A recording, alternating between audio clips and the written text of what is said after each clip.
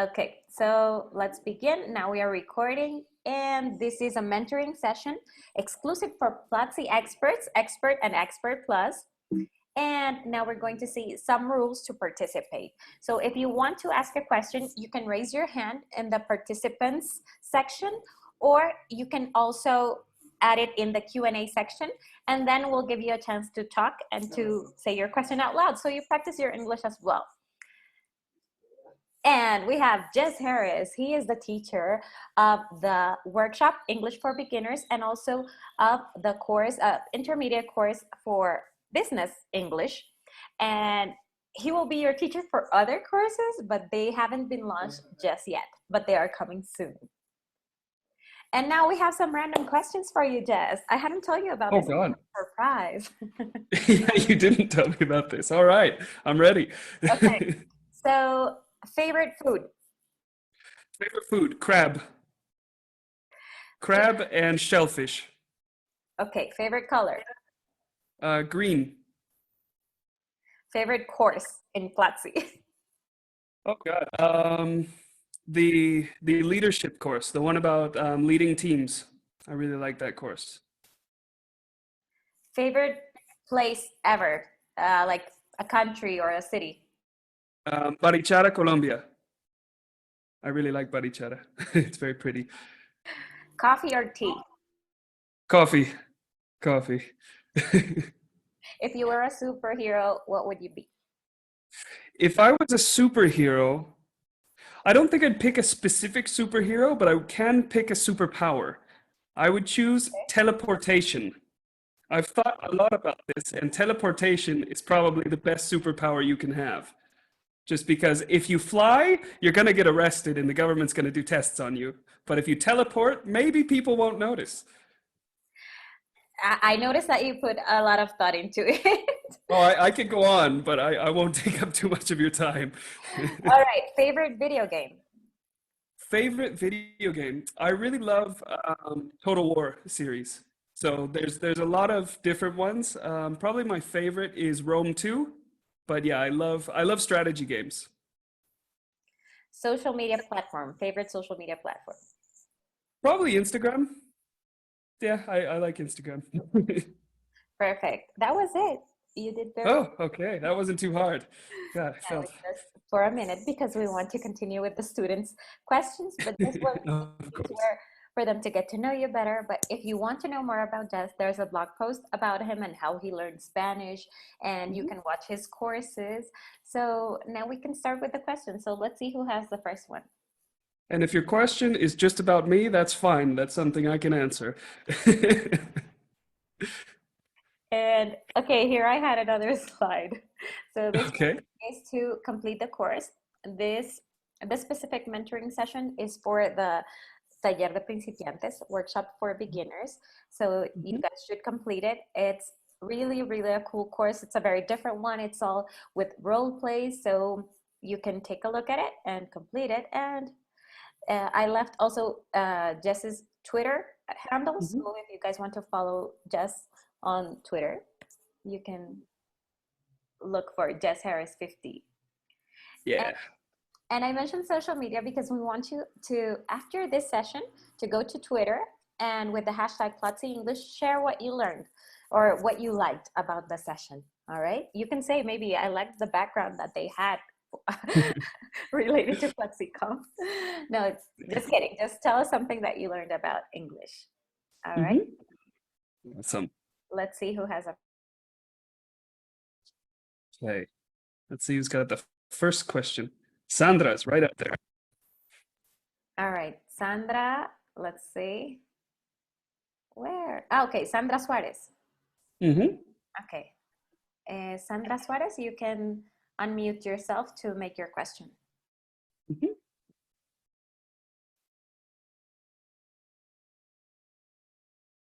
Sandra. Hi. Hi, I would like to know what it will be the most amazing or the most incredible experience for a student when he or she is a beginner. What it will be the most remarkable memories that you have about any beginner student? Okay. I love that question. The most remarkable memories I have about beginner students is mostly watching them grow. Most people, when they're studying English or any language really, they don't notice the change because it's a subtle change. And if you do it every day, you don't notice. It's very similar like going to the gym or something.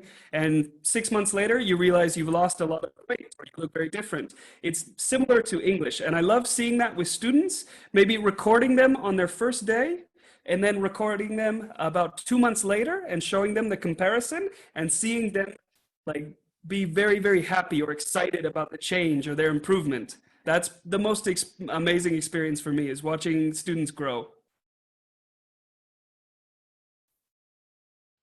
And for you, Sandra, as a student, what would be the moment that you think is like the one that you felt, wow, I did this, I know this, how to speak? I got it. Yeah. I think for me it was incredible when I started to speak because always I have been listening and writing, but I was quiet. And when I started to speak, because I was afraid maybe I'm going to do many mistakes. So I try at the beginning, okay, under pressure, but at the end was, and okay, I was surprised about myself because I didn't know how fluent or how I can do it or what it will be my performance at English until the day when I was able and I lost the and I won the confidence to speak aloud. Excellent. And your speaking's very good, Sandra. You should be proud of yourself. Yeah. Thank you.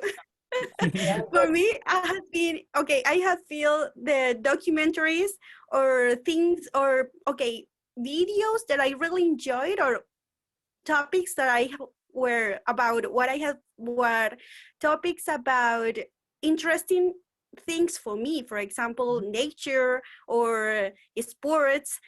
They have made me feel confident to talk about just because they are topics that I really enjoyed. And for example, in documentaries, you can listen how polite or formal sounds the narrator or the people who is talking at the documentaries, no?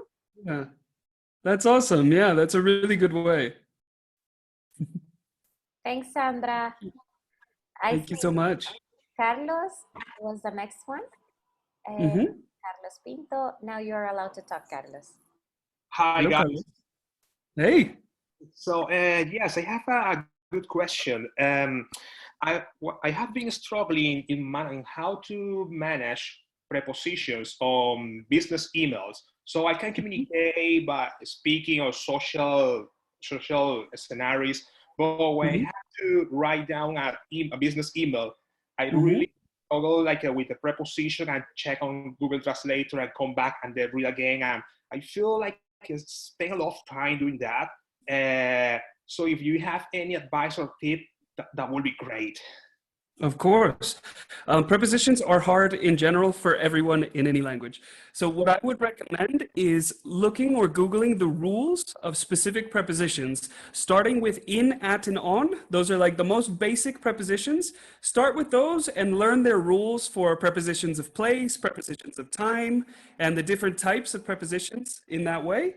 From there, once you know the rules, you'll be able to put them in the right places while writing. Another very important tool is you can download something, I think it's called Grammarly, which is a plugin that you can do into your web browser, and that will help check your grammar as you're writing. So if you write something with an incorrect preposition, Grammarly will tell you, and that's a little hack to get through it. But I recommend reading the rules and seeing how to handle each preposition and where they go. That would be my answer for that. And I have an additional tip, Carlos, because something happens when the emails are in English. And for business English, English is very direct. So you don't have to be all like in Spanish, we add a lot of things to say just one question, for example, like hope you're doing okay, la, la, la. Now in English, it's more like a direct email. So it's not necessary to have a long email if you can be brief, that would be my advice to try that. Yeah, there's also one thing that reminded me is also have short sentences. When you're writing in English, we tend to have very short and clear sentences, and don't separate everything with a comma, and don't write an entire paragraph or 4 lines just with commas and ands. I know that's pretty common in Spanish, but in English it looks terrible. So it's very important just to write 1 comma and then end a sentence, start a new sentence. That's the way. Great. Excellent. Thank you very much. No, thank you. Thank you for the question. Thanks, Carlos. Now we have Gabriel. Gabriel Quevedo. Hi. Hi guys, how are you? Hello. Good. Very good. How are you? Yeah, I can hear you perfect. Yeah, I have a question. Yes, maybe the opposite that Sandra just asked, because I think it was a very good question. But my question is, maybe what is the most difficult part you think you face on when you're teaching in Platzi? When you're growing up, you look the growing up of the students, and that is awesome. I know it is. But what do you think is the most difficult part of that, or maybe for your job? I'd like to ask you a question on top of that, just to kind of understand. Are you asking about the most difficult part for me as an English teacher in general, or the most difficult part for me as an English teacher in Platzi? Platzi. Okay. I would say the most difficult part for me as an English teacher in Platzi is not being able to give automatic feedback. So if I hear a student pronounce something incorrectly, or if I hear a student make a mistake, I'm able to correct them and teach them.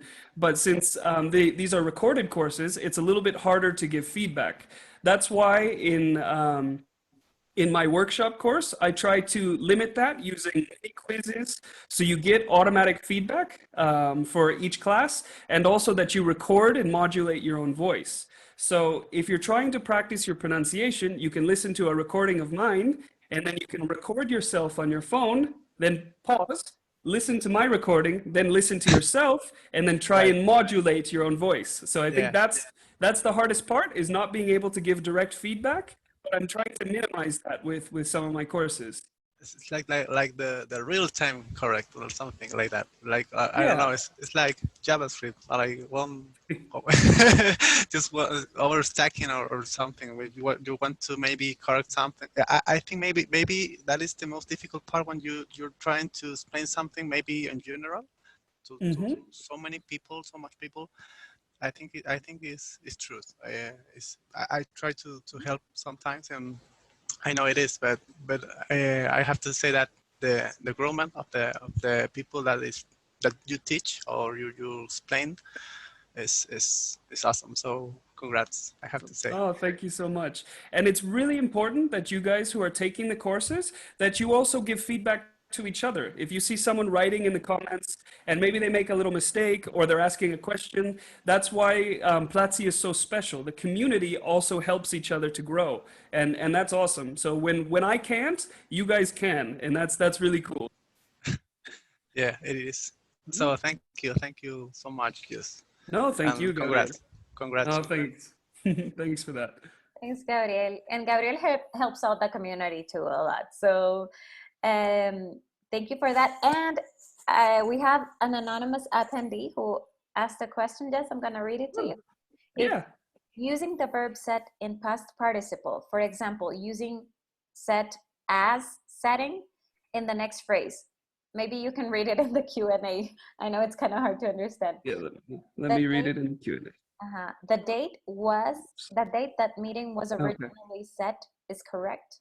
Okay. Okay, so set is an interesting word. It's very similar to put. Set doesn't change ever. It's set for everything pretty much. So if you're using set, you can say use it in present, in past, in participle, and it's always set. When you're talking about setting, that means like a scene or configuration. That is a setting. But if you're using the verb set, it's set as it is in all forms. Just like put. Put is as it is in all forms. Put in the present, put in the past, put in the participle, and it's the exact same thing with set. Perfect, very clear. And we have a question from Marco Flores. Ok, Marco Flores, sé que tu pregunta está en español, así que este va a ser un reto para Jess. No es un broma. Entonces, pero sí me gustaría escucharte. Entonces te voy a dar acceso, Marco Flores, para que puedas hacer tu pregunta en vivo y la puedes hacer en español. Hola, hola, ¿qué tal? ¿Se me escucha? Hola, Sí, Marco. sí, Marco. Okay, yes. How are you? Very good. Eh, Sorry, no hablo, no speak English. Ujú, Um, Puedes hacer lo tu poco pregunta que en sé, español. lo poco que sé es de lo que he estudiado del colegio y de la universidad. Y la verdad que no he sido muy atento al inglés. Sin embargo, sé que en mi carrera profesional ujú, es muy, pero muy importante ujú, este idioma. sí, Y creo que como muchos que estamos acá presentes, igual interés tengo, pero yo soy una persona creo que debo de partir de cero, ujú, ¿ok? De una base que quizás no conozco mucho. Sé que algunas palabras las manejo por ahí, como te acabo de mostrar o ujú, evidenciar, pero sin embargo mi inquietud es cómo empezar. Yo, por ejemplo, en Plaxi tengo los cursos que los he visto y ujú. mucho inglés. Y yo a veces me confundo y no entiendo y ya me da miedo y temor de entrar Ujú, en algo que quizás no lo voy a lograr. Pero también sé que es un reto que debería asumir. ujú, Y eso es lo que yo quisiera que ustedes me brinden como apoyo. Entendí que esta charla es para personas que están en principios, ujú, ¿no? Y lo que quiero es que me des unos tips, orientación y consejo de cómo debo de empezar. Y si en Plaxi tengo esa facilidad que ya me lo da la plataforma, ujú, ¿por qué cursos debo de empezar y cómo voy a ir de esta manera aprendiendo, perder mis miedos, ¿no? ujú, Y sí, desenvolverme como así lo estoy hablando ahorita en español y ujú, como también lo han hablado otros compañeros que me han antecedido, que se les ujú, ve y se les escucha, para mí fantástico, a pesar de que quizá puedan decir que no hablan muy bien, para mí ujú, están chéveres, pero yo no. Entonces, ese es mi apoyo que les pido. ¿Cómo empiezo? ¿Qué debo aprender? Si gramática, si escuchar en inglés todo, ver películas, no sé, con todos en inglés, ujú. etcétera. Entonces, eso es lo que quisiera, Jess, Caroline, que me ayuden y pues derrotar mis miedos y pues adelante, ¿no? Aprenderlo, aprender el idioma. Gracias. Súper, Marco. Pues me encanta. Es una pregunta muy valiosa porque mucha gente siente igual. No saben dónde empezar y se sienten ese temor. Ese temor existe en aprender cualquier idioma y es bien difícil quitar ese temor, pero es algo primordial. Es algo que uno tiene que hacer, es solo hacerlo. Habla con lo poco que tienes, úsalo y sin miedo, como hiciste ahora diciendo how are you y hablando como puedes, eso es la mejor forma para quitar el miedo, porque todos tenemos miedo de hablar, porque yo, pues español no es mi primer idioma, pero estoy esforzando mucho. Eh, es un miedo que tiene que quitar porque solo hay que hablar, hay que hablar. Pero ¿dónde empezar? Yo diría, pues tenemos el Learning Path, el ruta de aprendizaje aquí en Platzi de la escuela de inglés. Entonces, empezando por lo básico y yendo un poco más avanzado cada curso. Pero otra cosa también es buscar frases comunes en inglés. Entonces, buscar el hello, how are you, las respuestas comunes, el good morning, good evening, good afternoon, cosas así. Eso es como dónde empezar por frases y emociones, como I'm fine, I'm happy, I'm sad, cosas así. Es bueno para comunicar un poco y es un buen comienzo escuchando o viendo películas en inglés con subtítulos y todo eso, eso ayuda, pero uno necesita bases. Entonces diría que toman los cursos, los primeros cursos aquí en Platzi, también aprendiendo las frases básicas y desde ahí vas a ir entendiendo un poco más las películas o la música o cuando tienes una conversación con alguien, vas a entender un poco más. Las bases son muy importantes porque si tú sueltas a ver una película en inglés con subtítulo en inglés y no sabes nada, nada, nada, nada, nada, pues no va a servir tanto. Entonces es muy importante construir las bases primero. Eso sería mi respuesta, Marco. Y yo Caro, ¿quieres añadir? sí, quiero agregar algo. Bueno, además de nuestros cursos, tenemos estos espacios. A mí me encantó que estuvieras acá, Marco, que a pesar de que estábamos hablando todo el tiempo en inglés, te animaste, hiciste una pregunta. Eso de verdad que lo aplaudo. Y entonces me parece bien que participes. Tenemos eventos semanales, bueno, un evento, sí, por semana, en 4 semanas. Entonces te puedes conectar y hacer todos los ejercicios del curso. También tenemos el podcast en inglés, que lo encuentras en las plataformas como Spotify, por ejemplo. Entonces eso ayuda. Que consumas un poco de inglés todos los días, eso te va a ayudar mucho. Ok, ¿con qué frecuencia podría yo tomar los temas de inglés? ¿Una hora? ¿Estaría bien al día? Todo Depende, el día. sí, yo creo que 1 hora al día está bien. Depende también de tu horario, como de trabajo, de qué tan cansado te sientas. Ujú. Considera también el momento en que te sientes más como tienes la mente fresca. Tal vez si sos una persona más de mañanero o si te gusta más estudiar de noche, considerar eso también a la hora de estudiar. Diría no menos de 3 horas a la semana. Debería ser 3 horas para adelante. Entonces, si es 1 hora al día, súper, súper. Sí, ¿sabes qué quiero mencionar? Porque no sé si todos lo leyeron, porque ahora hay un nuevo feature en Zoom que tienes que poner al enviar tu mensaje, all panelists and attendees, para que todos lo vean. Pero Fabián te mandó un mensaje, Marco, que es toda la comunidad está dispuesta a ayudar. Y es cierto, nosotros tenemos también grupos de Telegram. Dentro de los eventos hay chance para que practiques también con miembros de la comunidad y del Team Platzi. Entonces, así como va a sonar como, bueno, es nuestro slogan, pero es una comunidad que nunca para de aprender. Así que otro tip que te da Sandra Milena, a ver si creo que sí, Sandra lo manda a todos, take your time, o sea, tómate tu tiempo y que entre ustedes se pueden ayudar y el apoyo siempre está bienvenido, te dice Gabriel. Ok, yes, Caroline. Thank you. Oh, Thank thank you. you. You're welcome. You're welcome. Nice. A ver, tenemos más. Okay, no, I'm going to switch to English. Back to English, yes. All right, let me see which question we have because I see some raised hands. I see Alberto had his hand raised a while ago. So, hi, Alberto. Hi, Caro. Hi, yes. Thank Hey, you. Thank you for the opportunity. of course. Ok, quizás para Marcos un consejo cortito. Crea tu propio hábito para practicarlo todos los días. Mhm. Okay, I have a question to Jess. Cool. I am in the mood. I think that I am in the mood about English. What is your recommendation or your formula to learn passive voice and active voice? Okay. Passive voice is really good. The way to learn it is reading or listening to the news. If you read the newspaper in English or read the news in English, it's almost always in passive voice. So active voice is the most common. So I went to the store, the thief stole a purse. But if you read the news, you usually say the woman's purse was stolen by blah blah blah blah blah.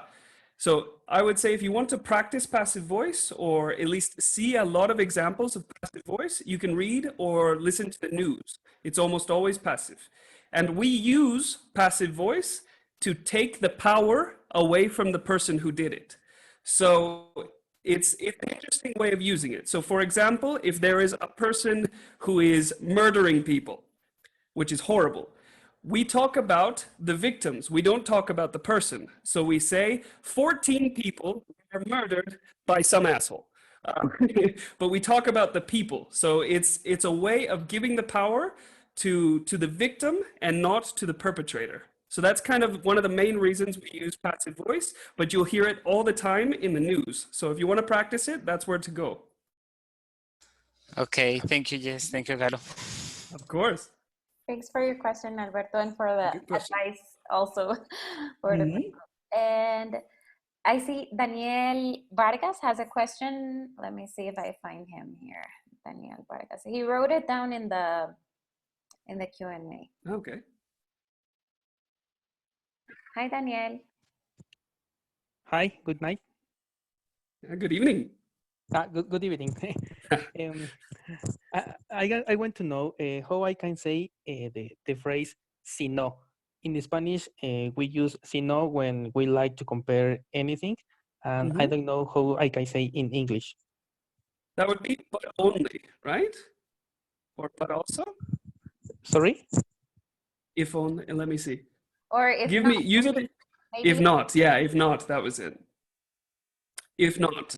If So not, it's, yeah, if not is usually how we say it. If not. Give oh, me a okay. sentence in Spanish and I will try to translate it properly for you. Por ejemplo, no es como, ay, se me fue la onda. No es como si fuera blanco, sino como si fuera beige, algo así. Okay. It's not quite white, but I we would think either in use else, but or if not. If else is programming, but mostly it's a programming thing.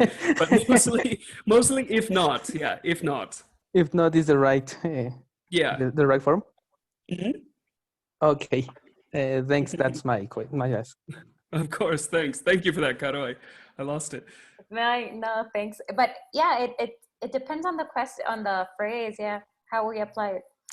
Right. So we have a question from Sandra, and it's really fun. It's a different question. So Sandra, go ahead. Sandra, I have good news for you, Sandra, actually, but you'll find out tomorrow, I think. Yes. Hi, how are you? Very good. How are you? So. Oh. I was hurt with a shelf. I have a headache. But I'm happy, by the way. Okay. They are not question about English, but I think so it's important to me to know your teacher human part. Okay. Uh-oh. Do you have played Fall Guys? And what do you think about this game? I have played Fall Guys. I own it, and I played it, I think the day or the day after it came out. And it's a lot of fun. I was yelling and screaming the whole time because somebody grabbed me and threw me off the edge. And Fall Guys should not incite a lot of rage, but it does. Fall Guys is really fun. I really like it. I haven't played it in a long time, but it's really fun. Do you like it, Sandra? Have you played it? I would like to play Fall Guys, but I don't have opportunity because I am very busy. Yeah, I feel the same. I've played it once, to be honest, and I want to play it again, but I haven't played it again. I have seen to play with my to my husband, and it's very it's very bad. See, the rage. And maybe sometimes I have played the Fall Guys. Oh, that's awesome. I bought it for my wife so we can play it together, but we haven't done that. Someday. Yes, maybe. Thank you so much. No, thank you for the question. It's a fun one. Okay. Thanks, Sandra. Now we have Angie Gomez.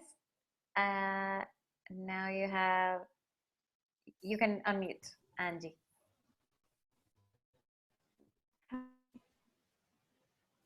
I think I heard you say hi. Can you hear me? Hi. Yes, I can hear you now. Okay. This is my first time. I am nervous, but I'm gonna try to doing good. Excellent. My question is about somebody told me to to talk in English better. I have to listen more in English.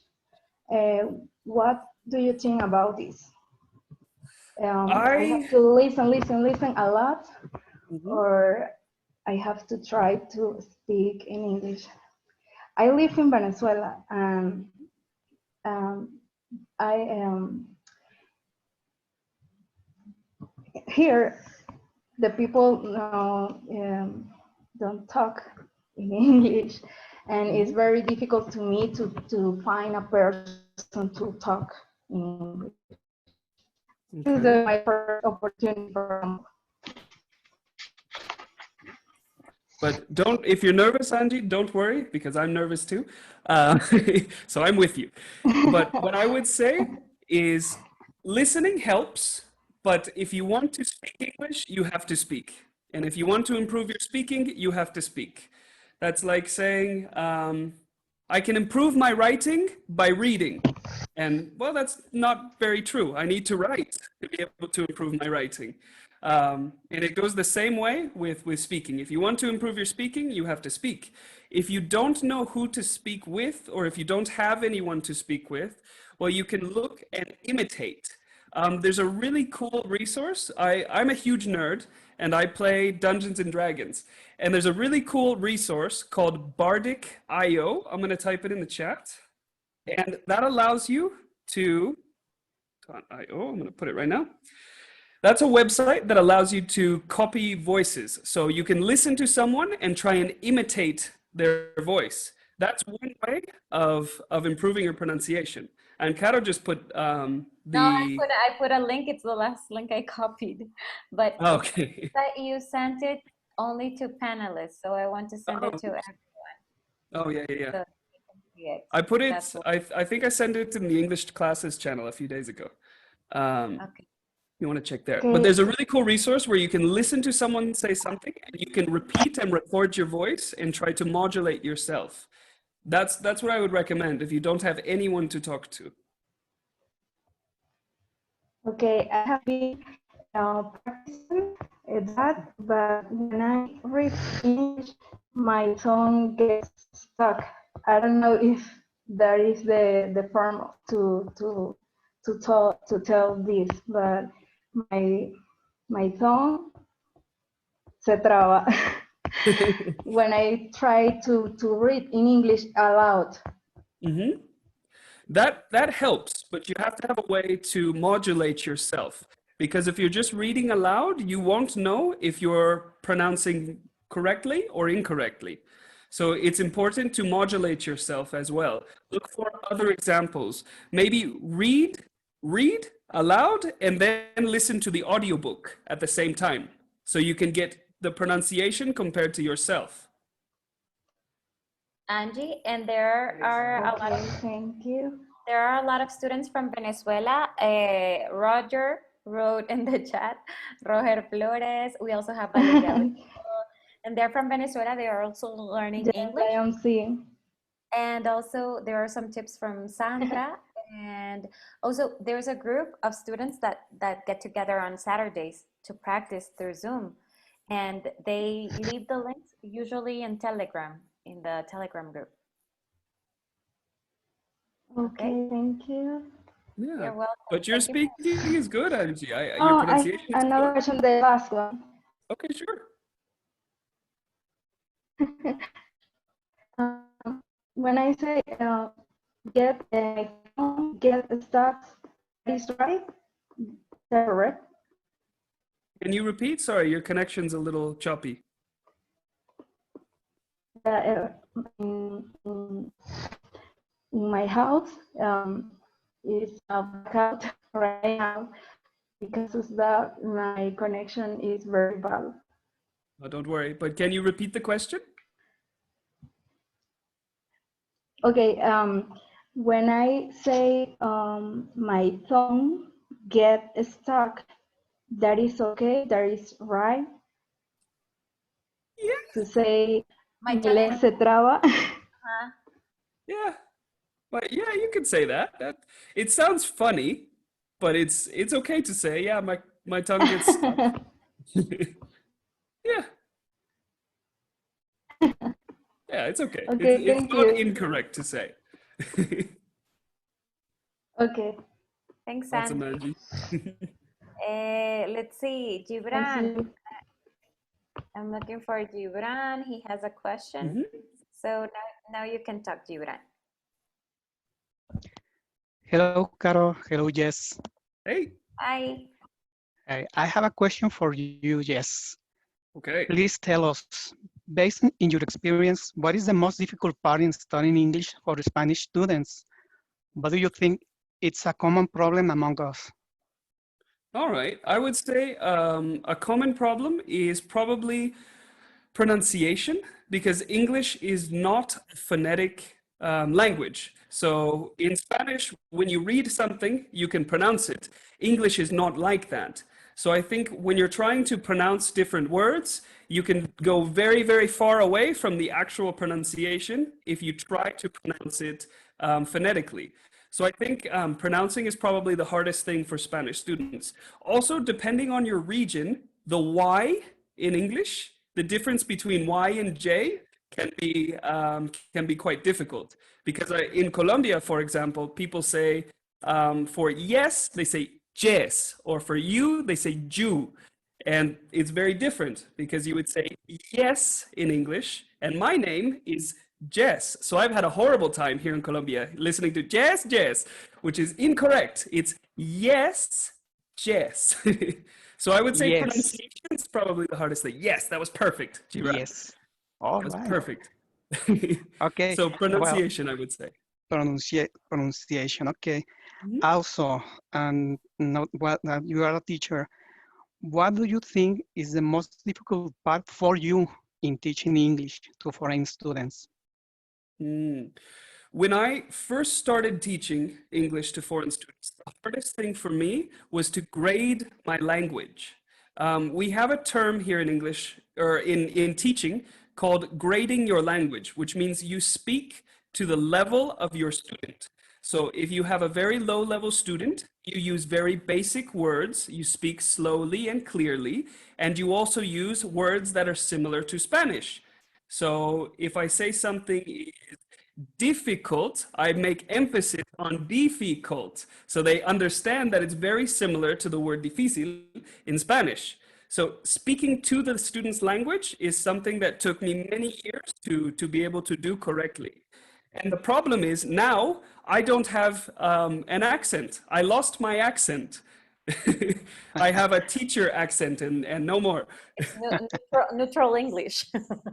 Yeah, a real neutral English, seriously. Yeah, yes, your Spanish sounds good. Oh, thanks. Okay, that was it. Thank you for explaining. Awesome. And remember, yes, yes, you, Yes, your, yellow. yellow. Okay, I remember Excellent. that. Thank you. Awesome. Thanks, Thank Juran. Bye. you. And Veronica, I'm going to give you the permission to speak. Just a second. Veronica Carcaño. There you go.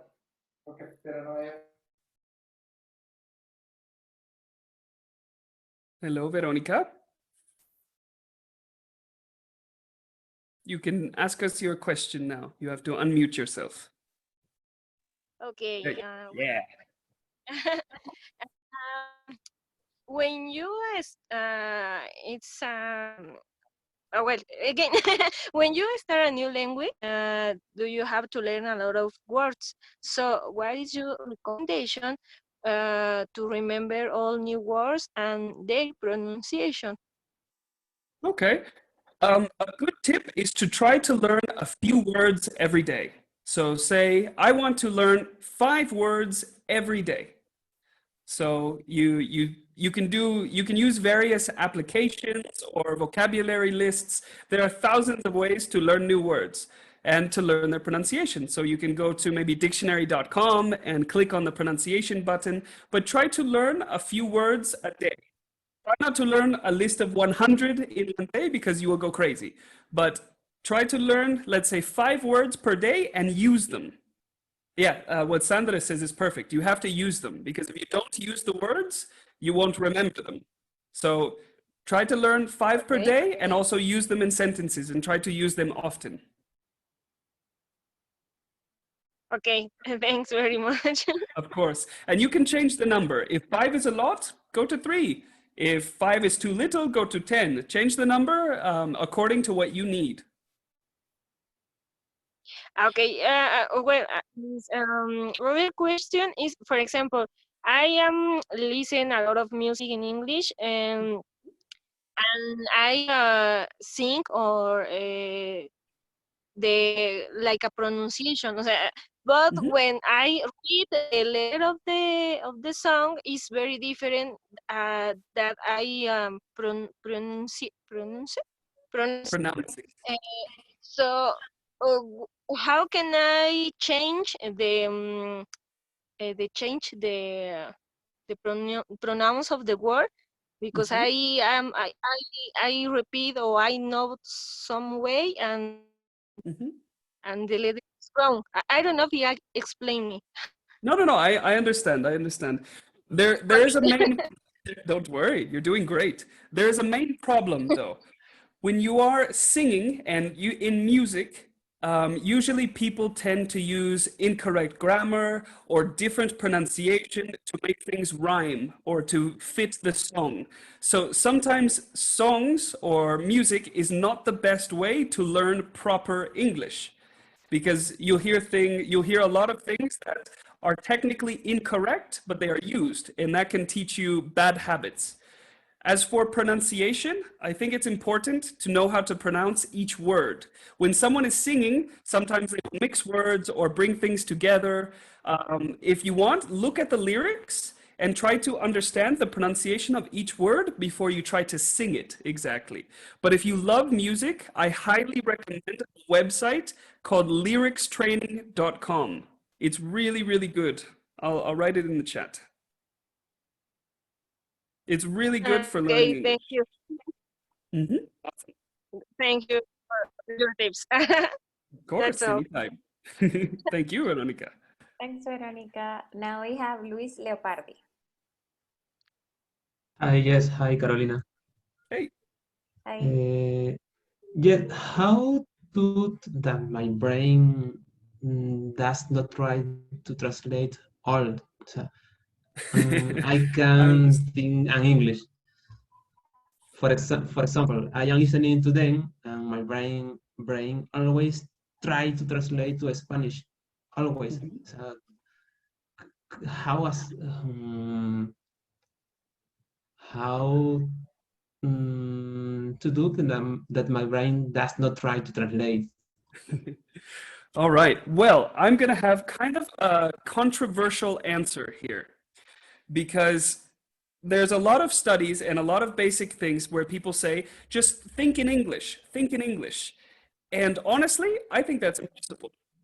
Trying to think only in English without using your first language when you are first learning a language is very difficult because how can you create meanings without language? It's possible, but it's very hard. I think it's okay to think in Spanish. It's okay to translate and then think of an answer and then translate it back into English and then say it again. But what happens after you practice a lot, you naturally start to think in English. It's not something that you can consciously do. I think the first time that I realized that I thought in Spanish was it was a very random moment. I was here living in Colombia and I was walking in my house and I made a sentence in my head because I was thinking and the sentence was in Spanglish. And I had to stop and say, whoa, what just happened? The first word that came to my mind was in Spanish and not English. And that was a very important moment for me. But it was not something that I did consciously. You have to keep practicing and keep practicing. And that's the only way that you will understand or be able to think in English because it takes time. And I would say it's impossible to do in the beginning.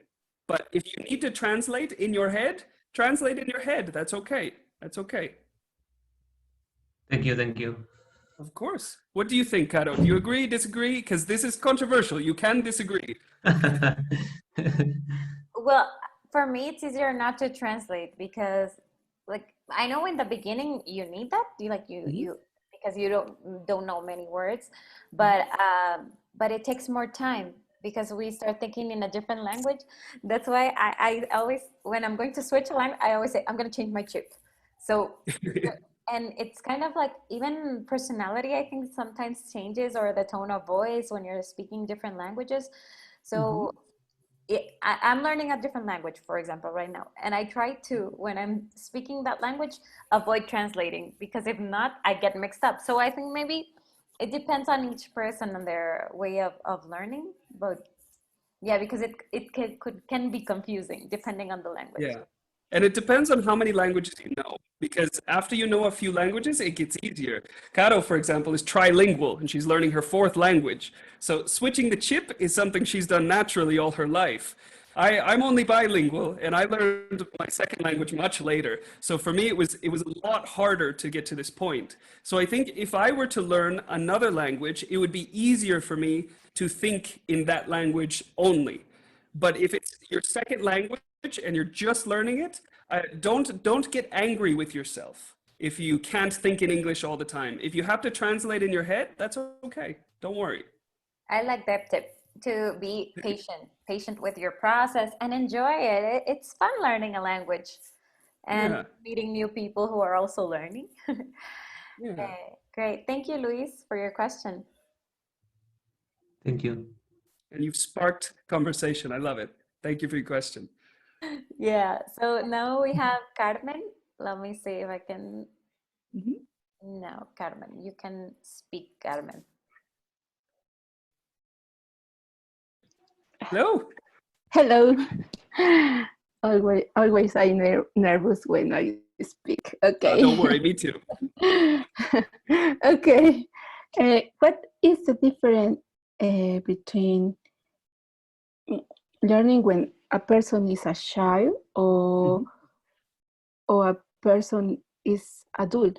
Because I have okay, because I learn English and I am adult and I have children and I try to teach English, but they learn faster than me. Yes. And my pronunciation is still bad. Oh, you can work on it. Okay, It's this is not the bad. I question. wouldn't say it's bad. Thanks. It's pretty good. There's a very scientific answer to this. There are two parts of your brain that control language, the Broca's and the Wernicke's. There's one here. It's like one here and here, more or less. And when you're a child, those parts of your brain are actually closer to your frontal lobe. So that means you learn language like you are learning to walk. So you learn language naturally. You don't consciously learn. But you learn better because one part manages your lexicon and the other part manages your structures. And as a child, before your brain is fully functioned or fully developed, you learn language much faster for that reason. As an adult, when they're in their proper place or in their final place, it's much more difficult because you have established everything's like back in its position. So that is actually the scientific reason why children learn faster languages than adults and learn better.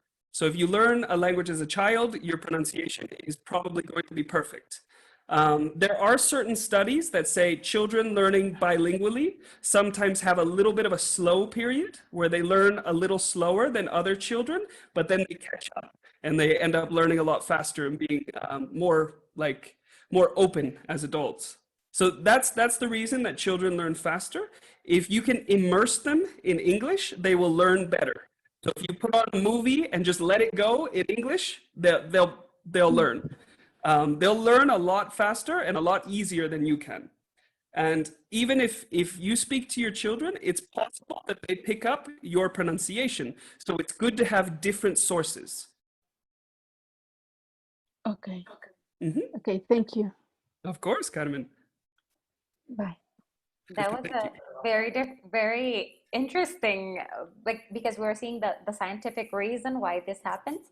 And guys, we have a lot of questions. So Jess, we're going to try to do this quick round of questions for the minutes we have left. All right, so ready. Get ready. All right, so let's have Eric Avila. Okay, his question is also in the Q&A, but let's give him a chance to talk. Hi, Eric.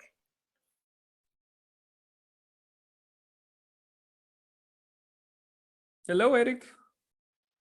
Eric, do you have a mic?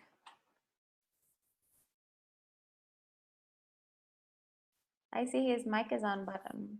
Hi, can you hear me? Yes, I can hear you. Let me, now I can hear you. Okay, hi guys. Hey. I have a question.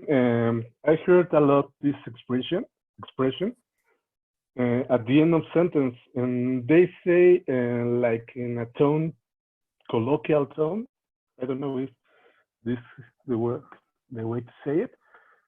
And many people end a sentence with the word though or I something like knew this. you were going to say that. And about this, even in a meme, that a kid might say why though, but I don't understand the correct translation to Spanish of this word or I don't. expression. I don't know. That is a very hard thing for me to answer. Someone else has asked me that before. And though means like aun o aunque, right, Caro? And we use though at the end of sentences to sort of mean that. Like it's so hard. It's hard for me to explain. Honestly, I don't have the answer. I don't know the answer to that. It's very difficult. I have a student that looked it up. I can ask him really quickly. If he responds to me, I'll let you know later. But I know a student that looked for that answer before. Okay. But you can put it on Twitter. Eric, do you have Twitter? Yeah. All right. So look for Jess Harris 50, and maybe we can have the answer Add me on over there. Twitter. That is a very good question, and it's very difficult because I've had this question before, and I still don't know the answer. The way we use "go" at the end of a sentence. Yeah, It and I could hear a be lot of people saying that, and I don't understand it. we use it all the time. We use it all the time. But Roger says it's like also or nevertheless. Yeah, could be like also. I really need to think on this one. It's hard for me. Okay. All right. Let's pass on to the next one because we only have I'm sorry. 4 minutes Okay, left. thank you. Thanks, Thank Eric. you. That's a great question. And just before we move on to the others, Sandra also had a question. Can you use although nowadays together? Yes, right? Although nowadays, yeah, of course. Yeah. Yeah, that's fine to say together.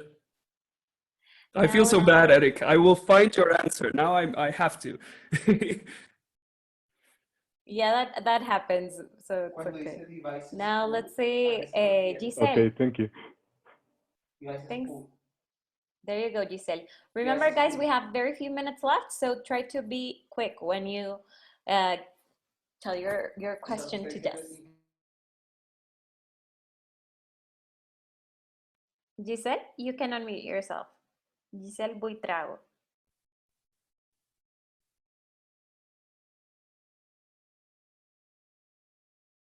Okay, we can't hear you, so let's move on to Nestor. I have the answer. I go looked ahead. up the answer. Eric, so if you're still listening, we use though at the end of a sentence like a contrast to. So in spite of something. So for example, I have a terrible headache, but I'll still finish writing this report though. So it's like to contrast something that you said before, or in contrast to something. So that is probably the best use of though at the end of a sentence. I got it. Perfect. So now you guys have the answer. And Yes. Giselle Buitrago, your microphone is open if you want to ask your question.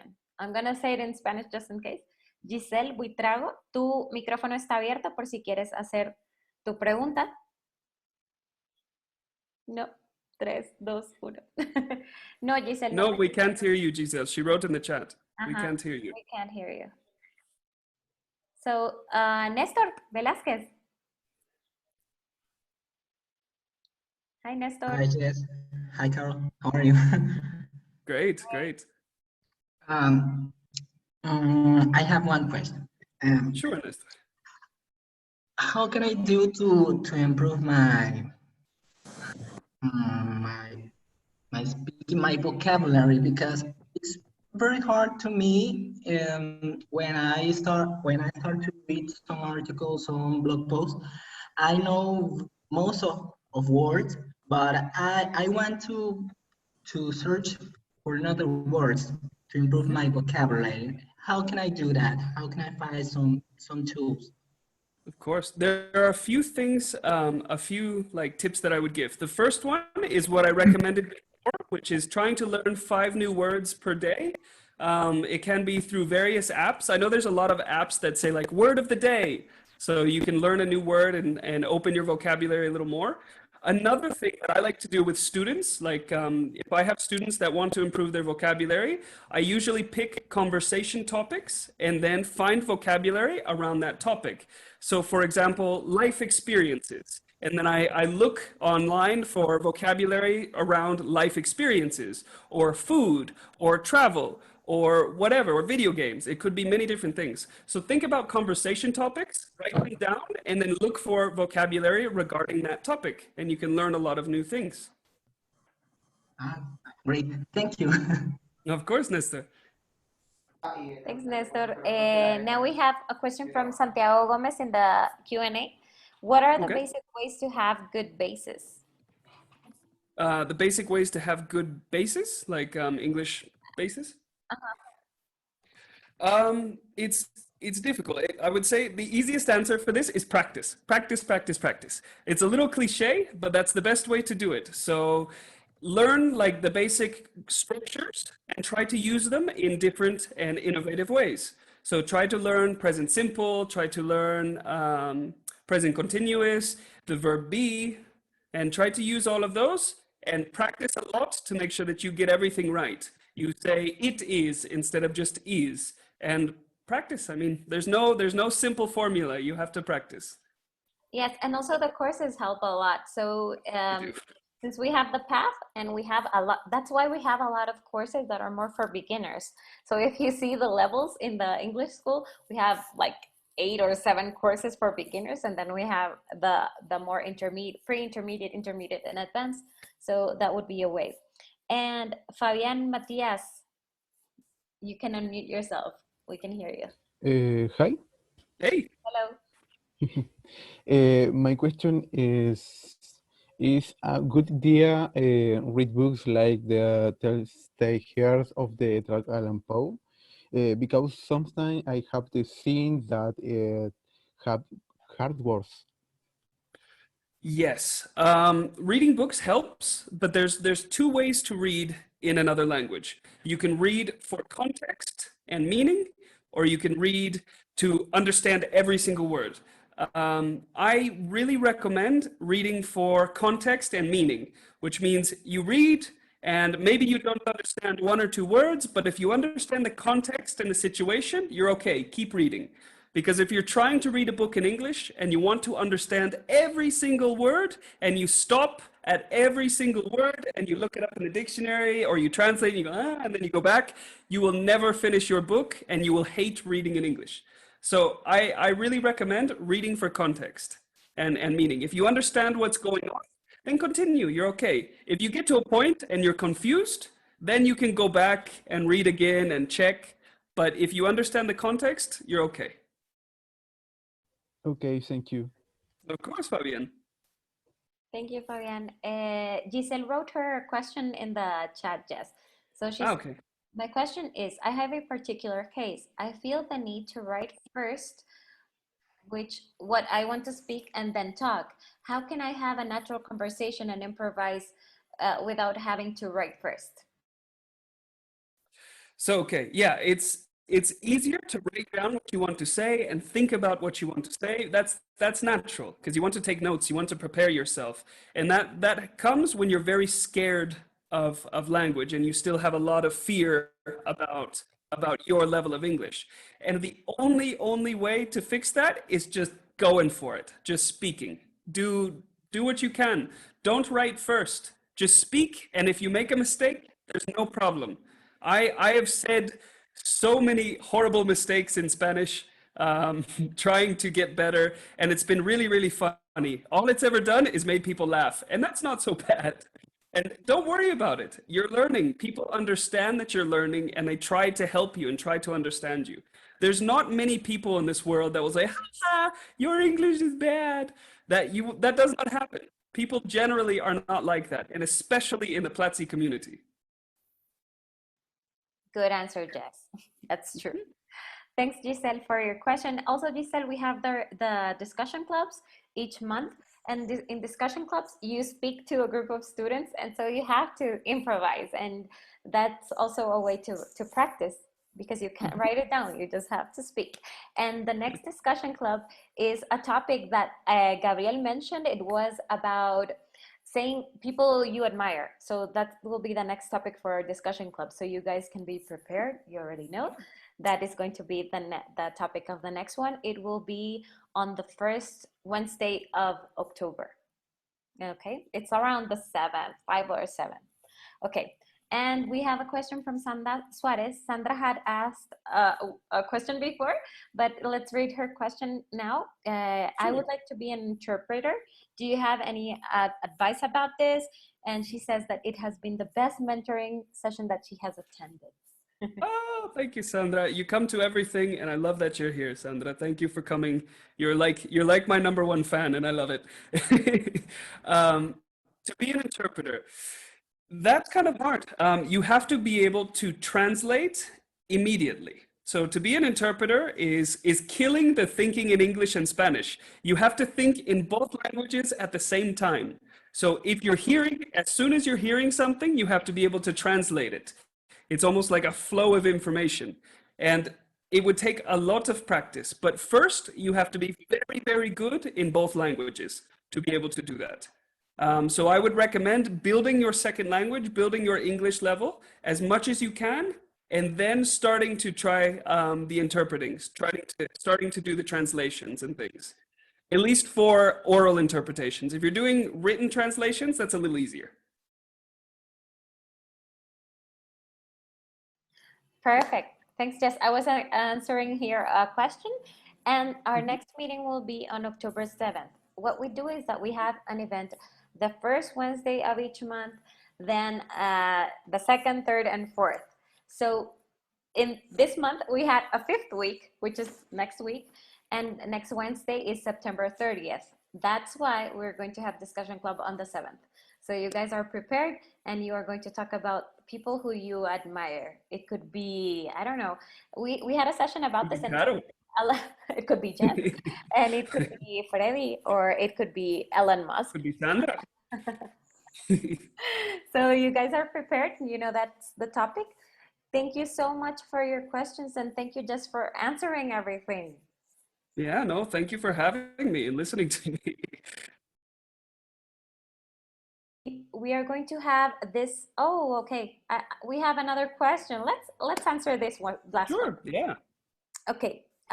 Well, I'm gonna answer Santiago Gomez's question, and you can answer Olmo. Okay. Sure. So Santiago asked. He's asking, in Platicom, will there be a conference in English? I'm very excited, and I already want it to be Saturday. We are very excited too. And yes, there will be some conferences in English. They will have subtitles because just to help out the community, and they will have subtitles. But yes, there will be conferences in English. And Olmo Romero, what do you recommend to make a conversation circle dynamic? A conversation circle dynamic. What does that mean? Let's ask him. Let's give him a chance to speak. I think I know where this question goes, because he's also creating a discussion club for other students. So Olmo, you can speak now. Yes. Hi. Good night, Carolina. Good night, Jess. How are you? Hi, very good. How are you doing? Yes, I'm fine. Thanks. My question is about making a conversation circle more dynamic, about encouraging and make people motivated to speak, and finding subjects that they find interesting to talk. Maybe about themselves, or maybe how to detect something that can trigger. For example, I've noticed with young people that they reject to speak in English when the subject is not interesting for them. But when you pull when you trigger something emotional, for example, you said, well, you said this, and that is not exactly what they said. They answer you in English. They feel encouraged to defend their position, and they do it in English. All right. Well, there's a few ways to create like dynamic in conversations, and it really depends on your group or your students. So if you know the group, maybe you can choose polarizing topics, topics that people have a very strong opinion about, topics that you would normally avoid in public settings. So you can talk about like the death penalty or things that some people believe in and some people don't. And that can kind of generate good conversation because it also triggers emotional responses or have debates between two teams. And that can help with emotions. But that's only if you know the group and nobody will get very offended. If you don't know the group and it's a very open thing, you have to look for topics that most people enjoy. So maybe traveling. Everybody's learning a language to travel, and everybody's interested in traveling. So you can talk about traveling. It's the niche. It's the easiest thing to be interested in. So if you don't know the group, pick easy topics that are very popular. If you know the group, you can pick taboo or polarizing topics, kind of like things that will get an emotional response out of people. But only if you know the group, and use Yes, that with caution. I understand. And other thing that I've always, well, I think is very common on Latins, I'm a Latin also, I'm Mexican, is to surpass the shyness barrier. I'm organized, like Carolina said, intermediate, advanced level English students conversation circle. But many students feel shy about talk or shy about participate despite they have the level. Yes, that when students feel shy, you have to make them speak in a nice way. So taking turns between people. So like when we do a discussion club, we go one by one for every person. So every person gets a chance to talk. And normally people who are more shy can think about their response before they start speaking. But you have to give them the opportunity and not let anyone answer for them. So give them the floor, give them the mic. If they take 20 minutes to say the answer, that's okay. Let them take their time to think and do it. Don't let the best student say, hey, I know the answer. I want to talk. No, let the shy student speak. Okay. And also, I like that what you mentioned about topics that everyone can talk about, and you can search online also, like topics for English discussions. And I like, for example, I like this idea of talking about people you admire because the person can get prepared in advance and they already know more or less what they're going to reply.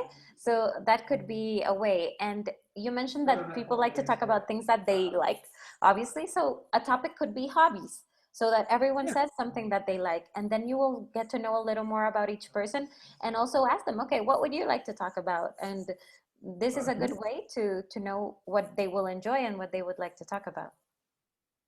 That's awesome. Asking for feedback, asking them what they want to listen to or talk about. If it's young people, it can be kind of difficult, especially if you're a teacher in like a school. It's kind of hard because you can say, what do you want to talk about? And they say, it's a matter. No, who knows? It really depends. So if you're talking to adults, yeah, you could probably ask for feedback. If it's young people, try to look for their hobbies. What I do is when I have conversation classes, well, I have a folder on my computer of like 40 conversation topics, and every topic has at least 10 to 12 questions. And I've been building that over the years. And it's something that you can do too. Whenever you think about something that's interesting to talk about, write it down and then start making questions for that topic. And that helps bring out conversation. Okay. Okay, thank you. Thank you so much. Thank you. That was a good question. Thank you. So almost was the last question for tonight. And I'm glad you guys enjoyed it. And thank you all for your questions. And again, thank you, Jess, for answering. And check out Jess's courses. They're really good. And there are more coming up. So have a good night. And Jess, would you like to say something else? Thank you guys so much for coming and listening to me. That's always nice. If you guys need anything, you can write me on Twitter or something, and I will try to answer you as quickly as possible. If you have other questions, feel free to write me. Check out my course, the English workshop, Taller de Principiantes. It's really good, in my opinion. You can tell me if it's good or not, but I'll let you judge.